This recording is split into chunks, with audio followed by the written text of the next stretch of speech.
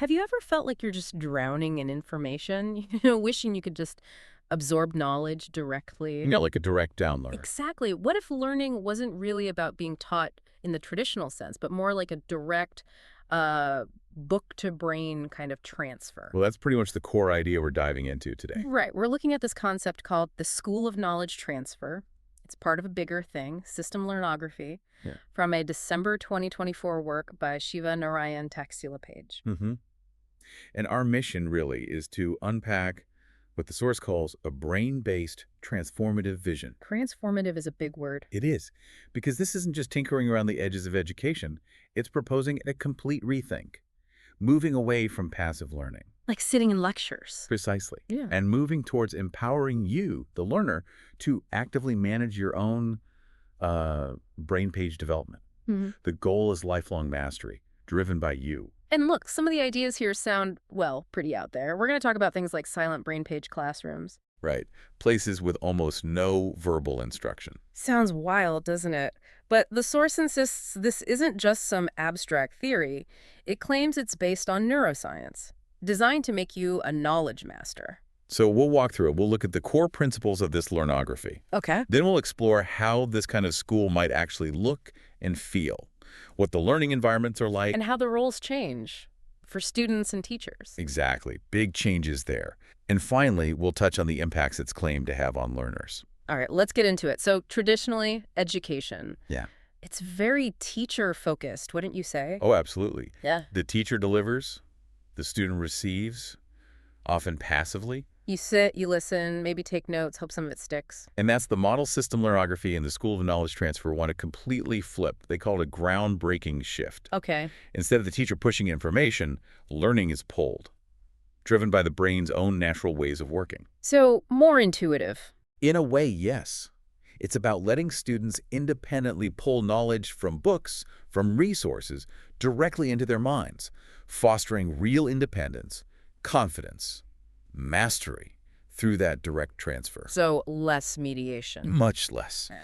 And the fascinating part is this isn't just educational philosophy. It's grounded, they say, in neuroscience. Right, you mentioned that, how the brain actually learns and holds on to information. Exactly. It emphasizes direct knowledge absorption and then active engagement through something called brain page development. Brain page development. Okay. It revolves around 5 key principles. First up is brain page theory.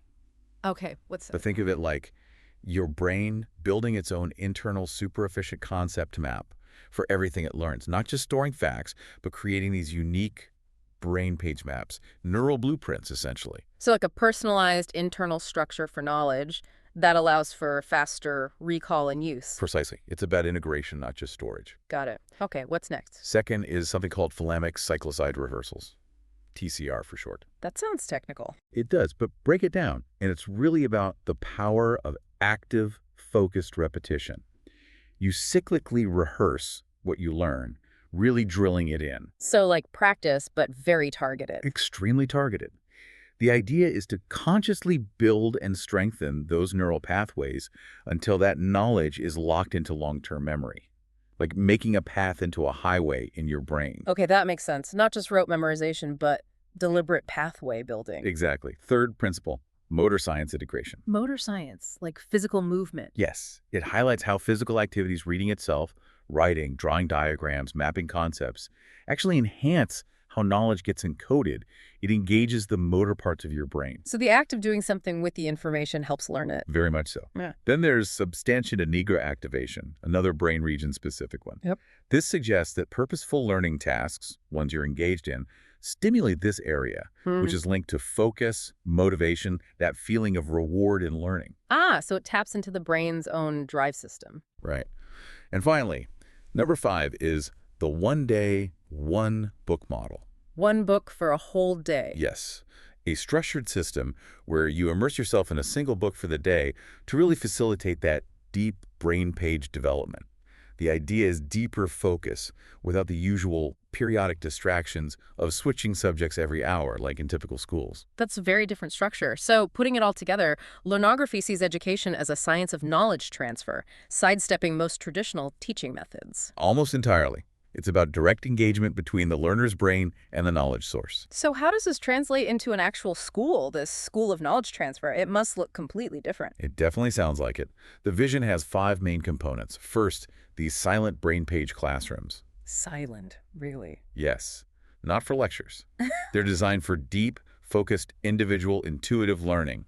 Students are actively creating their brain pages, reading, writing, solving problems related to the material quietly. Wow. So real intense, focused work, not passive listening at all. Exactly.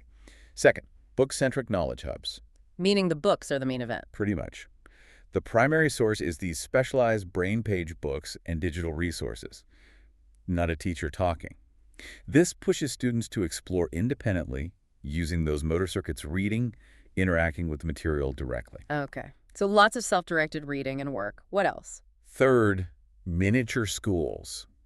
This is interesting. A larger classroom, what they call a happiness classroom, is divided into about 7 small, peer-driven groups. Ah, so there is collaboration. Yes, but it's peer-to-peer.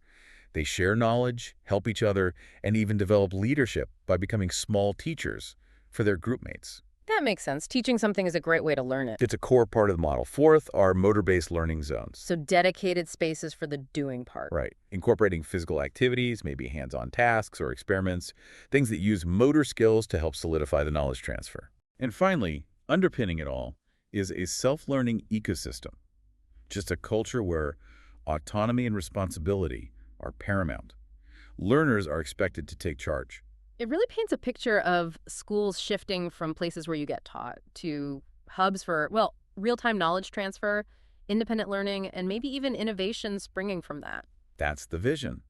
And the methods used are all designed to leverage your brain's natural abilities. Okay, let's talk specifics. How does this knowledge transfer actually happen? Well, first is the direct book-to-brain learning itself. Students pulling knowledge straight from the source materials. The claim is this eliminates reliance on lectures, teaching, or instructions. Just you and the book, essentially. In large part, yes. Then, those thalamic rehearsals, the TCR we mentioned. The active repetition part. Right. Repeated, focused rehearsal to build those strong neural pathways for long-term retention, not just cramming. So it's intentional practice wired into the process. Absolutely. Yeah. Third is the brain page creation. As you're learning, you're actively forming those mental blueprints, those brain pages. This is meant for deeper understanding, easier retrieval, and applying it later. Building your internal map as you go. Exactly. Fourth, error correction through feedback. Learning isn't perfect. Mistakes happen. Sure. So the process includes identifying errors through practice and self-correction, or peer feedback perhaps, which helps refine those brain page maps, making them smarter, more accurate. Learning from mistakes, a classic. But built into the self-learning structure. And fifth, motor science applications. Again, using activities like note-taking, drawing diagrams, maybe even physical experiments. Things that involve doing. Yes. They argue this activates the motor circuits during reading and Zeid page writing, their term for this specific type of brain page-focused writing, which enhances connections and makes knowledge more embedded, more usable. So you're not just a passive recipient anymore. You're an active builder of your own knowledge, physically engaged in it. That's the core idea. And naturally, this totally changes the roles of everyone involved. Right. Students first. How does their role change? They shift from learners in the passive sense to active learners, even knowledge creators. They are the ones building their brain page maps and modules through their own study and self-assessment. Takes a lot of self-discipline, I imagine. It certainly implies that. And, crucially, they also become small teachers. Within those miniature schools you mentioned. Exactly. The source highlights something called the teach me theory. Basically, the act of teaching peers is incredibly powerful for cementing your own understanding. Plus, it builds collaboration and leadership skills. So teaching becomes part of learning for everyone. What about the traditional teacher then? What's their job? Their role transforms completely. They become facilitators. Guides on the side, not sages on the stage. Pretty much. They curate resources, they monitor student progress, offer support or guidance when needed. But they don't lecture. They're described as task moderators. Just making sure the process is working, the environment is right. And empowering the students to do the actual learning work themselves. You know, this whole shift, it seems designed to cultivate independence, critical thinking, real problem-solving skills, things needed outside of school. That's definitely the stated goal. Preparing learners for real-world challenges by making them self-sufficient knowledge builders. And the source claims this has some pretty profound impacts on the learners themselves, beyond just academics. Oh yes, big claims. They talk about it being a life-changing experience. Like what specifically? Increased confidence and autonomy, for one, Yeah. because you're mastering things yourself Yeah. independently. That builds self-reliance, self-esteem. Makes sense if you know you can learn anything. Exactly.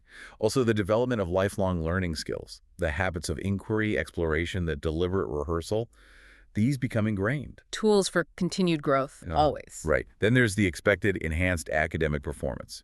The argument is that direct absorption and brain page development lead to comprehensive mastery, not just surface-level learning. So, better results. Deeper understanding equals better performance. Logical. They also claim it boosts creativity and innovation. That active motor engagement with knowledge is thought to encourage thinking differently, connecting ideas in new ways. Interesting link between physical engagement and creativity. And finally, significant social and emotional growth. That collaboration in the miniature schools, the peer teaching, it's meant to foster empathy, teamwork, leadership. So it's not just about solo learning, there's a key social component too. Absolutely.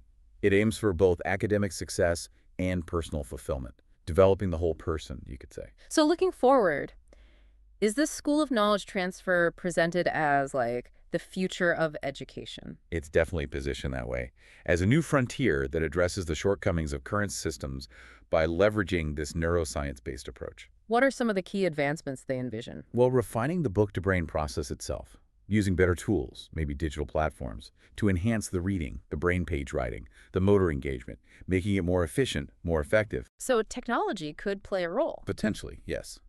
Also, the goal of global implementation, adapting these principles for different cultures, different educational contexts worldwide. Ambitious. Very.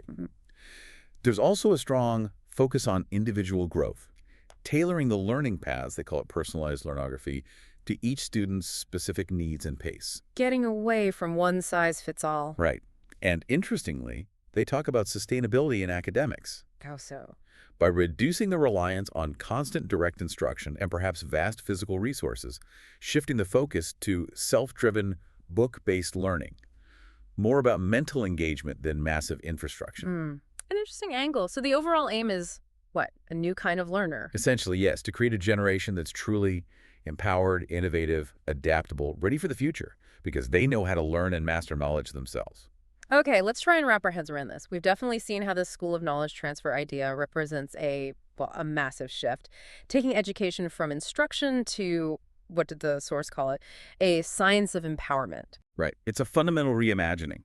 If you look at the big picture, it points towards a future where learning is fundamentally active, it's deeply personal. And it's driven by how your brain actually works best, supposedly. Exactly. Moving far beyond the classroom model we're all used to. So, thinking about our listeners, what does this mean for you? The source material actually has a call to action.